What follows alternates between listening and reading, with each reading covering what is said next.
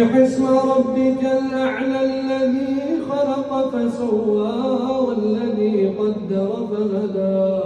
والذي أخرج المرعى فجعله غثاء أحوى سنقرئك فلا تنسى إلا ما شاء الله إنه يعلم الجهر وما يخفى ونيسرك لليسرى فذكر إن نفعت الذكرى سيذكر من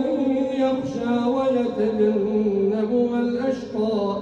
الذي يصلى النار الكبرى ثم لا يموت فيها ولا يحيا قد أفلح من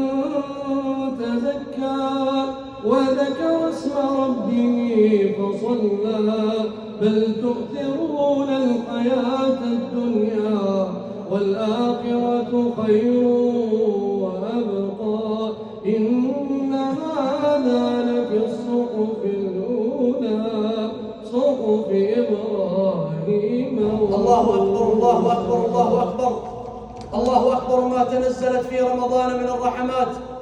الله أكبر الله أكبر ما تحاتنت فيه من النفحات الله أكبر الله أكبر ما أغلقت أبواب النار وفتحت أبواب الجنات الله أكبر الله أكبر ما أقيمت فيه من صلوات الله أكبر الله أكبر ما تليت فيه من آيات الله أكبر الله أكبر ما بذلت فيه من صدقات الله أكبر الله أكبر الله أكبر الله أكبر ولله الحمد الله أكبر الله أكبر ما سكبت فيه من دمعات الله أكبر ما أهلت فيه من عبرات الله أكبر ما غسلت فيه من حوبات الله أكبر الله أكبر ولله الحمد الحمد لله رفيع الدرجات وخالق الأرض والسماوات